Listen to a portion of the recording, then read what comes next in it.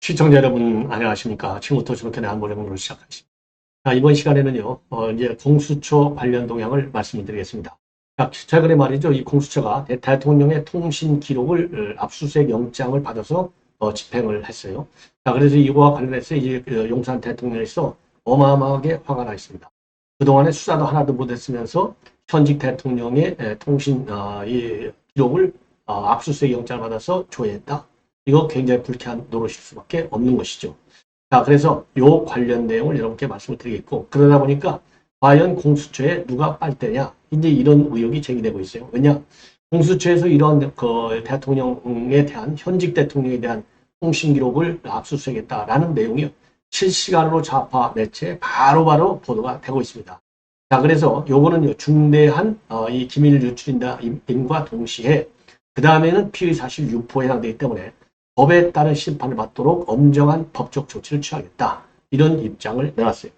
자, 그래서 요 관련 내용을 말씀을 드리도록 하겠고, 자, 그러다 보니까 이제 검찰, 경찰 관련 수사 내용인데, 서울시 이종배 시의원이 전현희를 지금 또 고발을 했습니다. 이미 서민민생대책위원회로부터도 고발을 받았어요. 자, 그래서 전현희는 배지를 띨 수밖에 없는, 왜? 이번에 말이죠. 전직 윤 대통령, 그리고 김 여사를 갖다가 살인자라고 그야말로 인격 모욕적인 전도가 아니라 이건 뭐 창피한 것이죠. 예. 아니, 현역 국회의원이 현직 대통령을 살인자? 이거 어느 나라에서 배운, 있을 법한 얘기입니까? 아무리 작은 나라도 이런, 그야말로, 이 폐륜적 망언은 나올 수가 없는 겁니다. 자, 그리고 요거는 말이죠. 이거는 그야말로 이 폐륜적 망말인데, 망언인데, 요거는요, 자기 직무와 관련된 사안이 아니지 않습니까? 더군다나 검사 탄핵과 관련한 이 청문회 석상에서 이런 얘기를 한 거예요. 자, 그래서 국회 내에서는 발언했지만은 직무 관련성이 전혀 없고 살인자가 아니라는 건 다 아는 거 아니에요? 아니, 어떻게 살인자가 대통령이 되고 대통령 영부인이 되냐고요. 자, 그래서 이거는 면책특권을 벗어난다라고 하는 것이 이제 법률적으로 사실상의 이제 판례가 되기 때문에 요거 반드시 배지를 떼야 될 것이 아니냐. 그리고 전혀는 이것저것 지금 걸려있는 게 어마어마하게 많아요. 요런 거 하나도 이용서희가 도대체 그동안에 수사도 안 하고 뭐 하고 있었는지 원성을 살 만한 일이 아닌가 이렇게 생각이 들어요.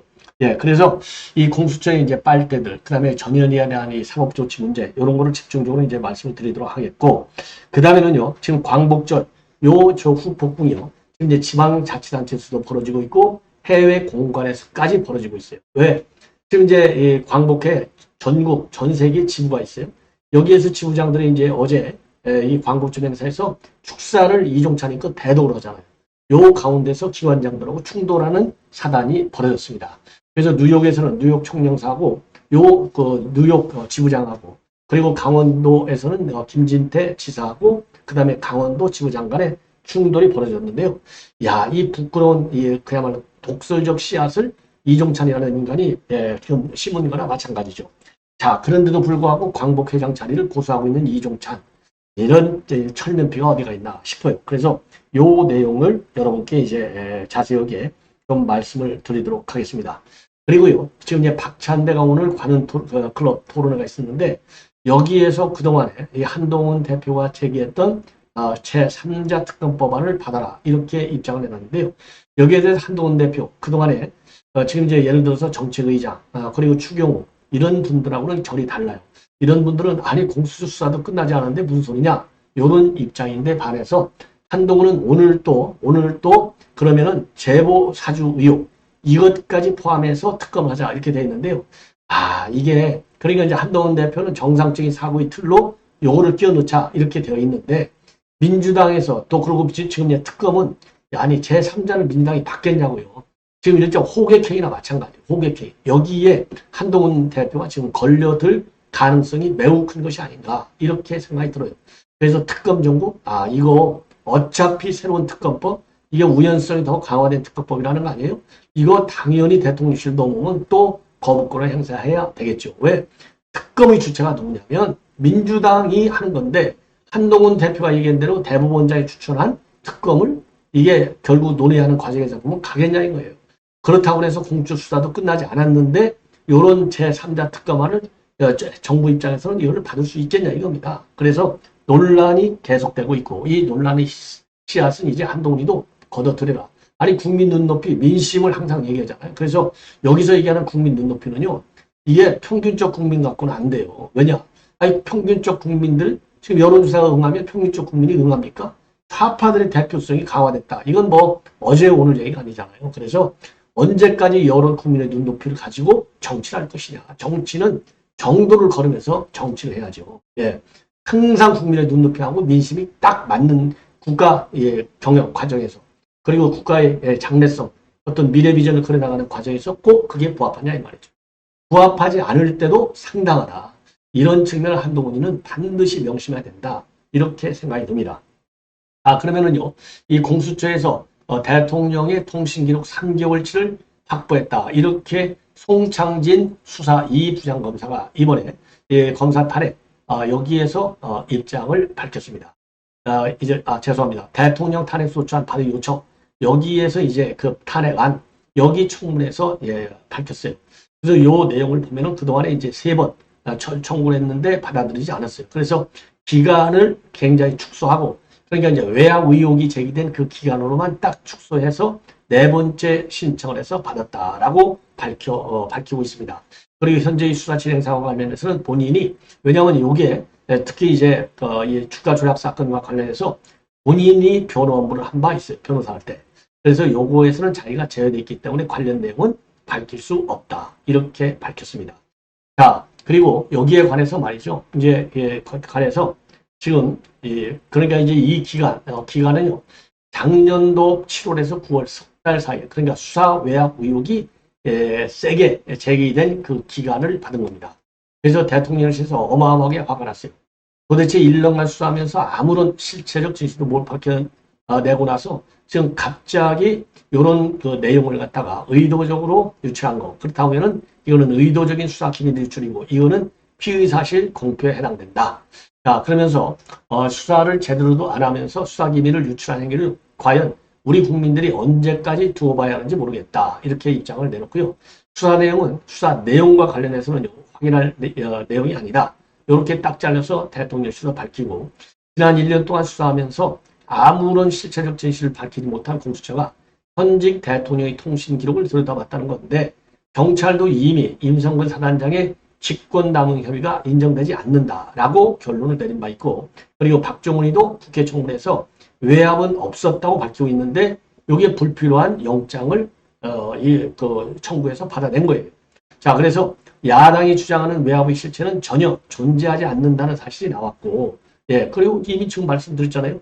박정훈이도 그거 외압 없었다라고 얘기하고 있고, 그리고 경찰도 그런 직권남용 혐의가 없다 했으면 없는 것이죠.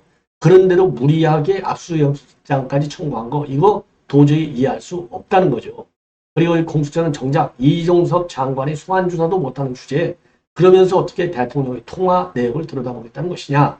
그리고 수사 기밀이 어떻게 실시간으로 유출되고 있는지 의문인데 누군가가 의도적으로 걸렸다면 공무상 기밀 누설이자 피의 사실 공표에 해당되는 중범죄다.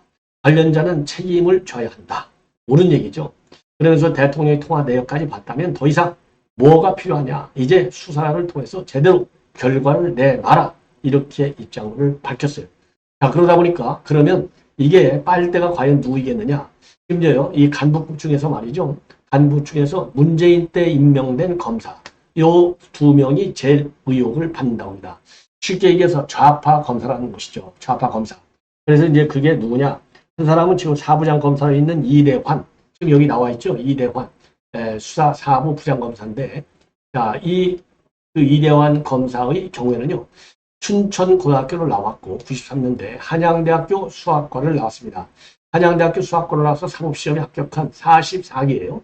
연수원으로는 34기니까 지금 한동훈 지금 대표가 27기로 돼 있잖아요. 27기에 34기니까 7년 후배가 지금 되는 것이죠. 그리고서 이제 의정부지검에서 그리고 대전지검 공주지원 그리고 부산지검 그리고 수원지검 평택지청에서 검사를 하고 2011년도에 변호사로 나왔어요. 그래서 그러다가 2021년도 10월 달에 공수처 검사가 됐고, 그리고서 2022년도 1년 후에 공수처에서 부장검사가 됐습니다. 근데 지금 이대환 검사가 그런 빨대의 한 명으로 지금 거로 의혹을 받고 있어요.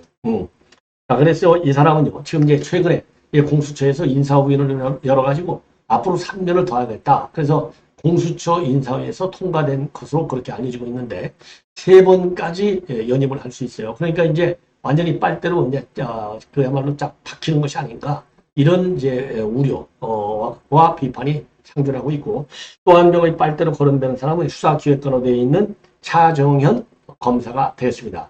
연수원 36기, 2년 이제 후배예요. 그래서 이제 계급으로 따지면 차정현 검사도 부장검사에 해당돼요. 그리고 이제 이 차정현 검사의 경우는요, 단대 부속고등학교를 나왔어요, 서울에. 그리고 이제 서울법대를 나와서 연수원, 아까 말씀드린 대로 34기가 되고, 서울법대에서 석사도 하고 박사도 하고, 이 사람이 되겠습니다. 자, 그래서 이 법무부에서 이제 공익법무관을 했고, 금융위에 파견되고 특감, 그 다음에 이제 청와대 특감으로, 특별감찰관실에 감찰 담당을 했고요. 그리고 감찰과장도 한 바 있습니다. 그리고 특별감찰관의 직무대행까지 했어요. 그리고 이제 공수처에 2021년도에 들어가서 2023년도 작년에 부장검사로 승진했어요. 자, 그래서 이번에 이제 세컨 텀 2번씩 이제 3년 임기니까 다시 연장됐다, 이렇게 나오고 있어요. 그래서 요 차정현, 그다음에 이태환, 요 두 사람이 빨대가 아니냐, 이게 문재인 정권하고 연계가 있다 이거예요, 좌파들. 자, 그래서 이제 이 사람들이 말하자면 이제 한겨레, 경향신문, 오마이뉴스, 요런 좌파 매체에 흘려주는 것이 아니냐. 그러니까 공수처 수사 동향이 실시간으로 지금 유출되고 있는 매우 엄중한, 그래서 이제 대통령께서 얘기한 대로 이거는 기밀누설인과 동시에 이게 기밀누설이 제일 이제 큰 것이 되겠죠. 그리고서 기밀누설 행위이기 때문에 이거는 중대한, 그리고 더 중요한 것은 기밀도 기밀이지만 피의사실 공표에 해당된다, 이런 비판을 받고 있습니다. 자, 이번에는요, 전현희와 관련해서 이렇게 말씀을 드릴 텐데, 이미 서민민생대책위원회에서 전현희 고발 조치했습니다. 그리고 오늘은 말이죠, 지금 이제 이종배가 경찰에 또 고발을 했어요. 이거 김건희 여사를 살인마다, 이렇게 발언한 내용이죠. 그래서 명예훼손 고발 사건이 되겠는데, 이거 이유는 설명드리지 않아도 이건 정말 이게 입에 담을 얘기냐. 그야말로, 그래서 지금 이종배 서울시의원도 이거야말로 인격살인 범죄자다. 인격살인 범죄다. 자, 그래서 전혀 김건희 여사가 권익위 간부 사망하고도 관련이 없는데도 불구하고 아무런 근거도 없이 이렇게 살인자라고 하는 것은 비방 목적이 분명해 보이기 때문에 그야말로 김건희 여사의 명예를 훼손한 것이다. 따라서 정보통신망법상 허위사실 유포에 의한 명예훼손 혐의로 고발한다.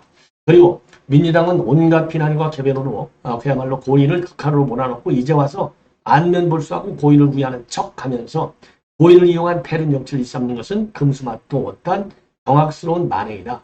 민주당이 아무런 말을 안 했다면 이런 일이 안 일어났을 것이고, 그래서 민주당이 제일 먼저 해야 될 것은 권익위 조사 결과에 수긍하지 못하고 권익위를 강하게 압박하여 고의를 극한으로 모은 것에 대해서 최소한 인간으로서 일말의 양심이 남아있다면 진심 어린 사과와 반성부터 하라, 이렇게 주장을 하고 있습니다. 그래서 이러한 민주당의 극악 무도와 패륜 정치에 대해서는 반드시 준엄한 국민적 심판이 있을 것이다, 이렇게 밝혔어요. 그래서 이러한 마녀 사형에 대해서 수사기관이 철저한 수사를 해서 엄벌을 해달라, 이렇게 주장하고 있어요. 그리고요, 그러면 이제 이 전현희는 그야말로 빽질 뛸 일이 이거 하나만이냐? 아니올 수도 합니다. 지금 널려 있어요. 여러분들 잘 아시다시피 전현희 이제 그 비리의혹 감탄에서 감찰도 하고 난리를 쳤죠. 지금도 수사 중에 있는 것이 이제 KTX를 타고 이제 출장을 가야 될 거 아니에요. 그리고 KTX를 타고 또 세종에 출근돼야 되고, 이럴 때는 이제 보좌관이 표를 끊는데, 표를 끊고 나면 요게 이제 일정이 바뀌어갖고 반납해야 될 경우가 있지 않습니까? 그런데 요거를 표를 바꾸는 과정에서 표를 바꾸고, 그러니까 실제로 안 탔잖아요. 안 갔으니까 전현희가. 그러면 그 표 값을 그야말로 그 세종에 있는 권익위 예산으로 집어내야 되는데, 그거를 인마이 파켓 착복하는 거예요. 이런 문제가 또 하나 있고, 두 번째 또 중요한 문제 중에 하나는 바로 추미애 아들, 이거 이해 충돌에 해당되는 분명한 사건인데 이해 충돌에 해당되지 않는다. 이렇게 유권 해석을 내린 분이 있어요. 이게 이제 직권 남용이 되는 것이죠. 그리고 이번에 이제 김 여사를 갖다가 살인마라고 그야말로 폐륜적 망언을 한 거가 되겠습니다. 자, 이렇게 해서 지금 이제 김 여사를 이번 사건 관련해서 폐륜적 망언을 하다 보니까 이제 거꾸로 지금 이제 이재명과 그리고 저 문재인이를 살인마로 보는 거나 마찬가지다. 이런 비판이 나오고 있어요. 왜? 이재명 때문에 죽은 사람이 몇 명이에요? 6명이나 되잖아요. 그리고 문재인 때문에 죽은 사람, 우리 동포가 있잖아요. 한 명은 세공무원 피살 사건. 요거 완전히 김정은한테 상납한 거 아니에요? 예. 그 다음에 또 하나는 강제 북송 사건도 사실상 북한으로 들어가면 한국이 기술을 하려고 넘어갔다가 돌려온 거 아니에요. 요거 반드시 사용시킵니다. 김정은이가. 그러니까 요 문재인이가 지금 이 살인마라고 하는 거, 그리고 이재명이가 살인마라고 하는 거. 만약에 김건희 여사를 살인마라고 하는 요 전현희의 논리를 그대로 인용을 한다면 이재명과 그리고 문재인이야말로 진짜 살인마다 이거죠. 그래서 이재명과 결국은 문재인을 이 살인마로 몰아가는 요 발언으로 우리가 또 활용할 수도 있는 그런 폐륜적 망언이다. 그래서 이 김건희 지금 이러한 전현희에 대해서는요, 개딸들이 지금 비판을 많이 하고 있어요. 물론 태생적으로 전현희가 왜 안 뜨느냐? 전현희는 태생적으로 문바에 속했지 않습니까? 문바이면서 권위부위원장을 해먹은 거 아니에요. 그러니까 이게 5등, 6등으로 밀려나가는 거예요. 급한 거예요, 지금 마음이. 그러다 보니까 이런 악언을 한 것이 아닌가, 이렇게 생각이 들어요. 자, 이 정도로 해서 이제 요 내용을 이제 말씀을 드렸고, 그 다음에는요, 그 다음에는 지금 이제 뉴욕 총영사관에서 일어난 일, 그 다음에 강원도, 춘천에서 일어난 일, 광복절 행사와 관련해서 말씀을 드리면, 참 기가 막힌 거가 되겠는데, 뉴욕에서도 뉴욕 교포사회가 엄청 크잖아요. 그러니까 이제 당연히 맨하탄에서 뉴욕 한인회에서 경축 행사가 있었는데, 요 경축 행사를 하는데 이 총영사 바로 앞에 광복 회장의 경축사가 있어요. 그런데 이 광복 회장의 경축사는 서울에서 이종찬의 경축사는 그대로 대독하는 것이라고 합니다. 자, 그래서 이렇게 되니까 지금 의환 뉴욕 총영사인데, 뉴욕 총영사가 이제 바로 이어져서 하는 내용을 보면은 이거 이종찬이 기념사가 이게 기념사입니까? 말이 안 되는 것이죠. 예, 그래서 우리 정부의 광복절 메시지하고 비슷하게 김의환 총영사가 말하자면 기념사를 읽어 내려갔어요. 그러면서 뭐라고 얘기했느냐? 이제 우리가 이제 항상 비판하듯이 건국절 제정 음모는 독립 세력을 약화 분열시키고 민족군을 빼는 이적행위나 다름없다. 예, 이렇게 유 회장이 대독한 내용에, 그러니까 이제 이종찬의 대독 내용에 그런 얘기가 들어갔어요. 건국절 제정 음모, 이거를 비판을 한 겁니다. 예. 자, 이거는 그런데 이제 우리 서울에서도 윤석열 정부에서 공식적으로 사실 아니다, 이렇게 밝힌 바 있는 거 아니겠습니까? 그러고 나서 이 유 회장에 이어서 바로 누가 올라가서 기념사 읽었느냐? 이게 이제 김의환 뉴욕 총영사가 읽었어요. 그러니까 이건 뭐 분명히 달라질 수밖에 없는 것이죠. 그래서 이제 총영사가 작심한 듯이 정부를 대표해 준비한 발언을 하겠다라고 하면서 지금 이제 현재의 이종철이가 내놓은 잘못된 점을 지적하는 겁니다. 그래서 광복절마저도 혼탁한 정치로 이제 오염시키고 있다. 반일로 먹고 사는 정치 세력은 자신들의 정치 권력을 키울지 몰라도 절대로 그런 식으로 일본을 이길 수는 없다. 이렇게 지금 밝혔습니다. 자, 그러면서 세계의 기적으로 인정받는 대한민국의 번영을 지켜나가자, 이렇게 밝혔어요. 자, 이렇게 이제 밝히면서 이제 수근수근, 아까 그러니까 광복회 지부장이 발표해도 수근수근, 그 다음에 이제 총영사가 발표할 때도 수근수근 벌어지는 겁니다. 자, 이렇게 해서 결국은 여기도 끝나기는 끝났지만은요, 더군다나 그 뉴욕 총영사관 주최 요 행사에는 현직 지금 미국 정치인들도 왔다는 거예요. 그래서 참 이 망신스러운 일이 벌어진 거 아니냐, 예, 이런 지금 해석이 나오고 있어요.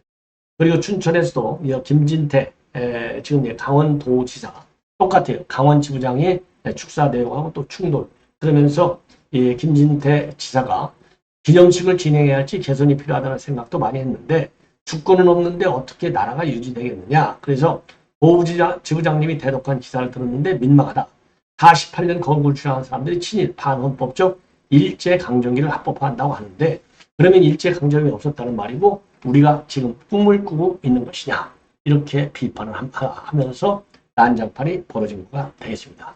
자, 이 정도로 요거는 이제 말씀을 드리고 지금 이제 미국 대선 동향을 말씀드리면 지금요 해리스하고 트럼프의 경우에 민주당에서 밀리다가 지금은 초접전 구도로 들어가고 있고 그리고 일부 경합주에서는 이제는 아주 미세한 차이지만은 이 해리스 부통령이 다소간 리더하는 상황으로 지금 전세가 바뀌어지고 있다.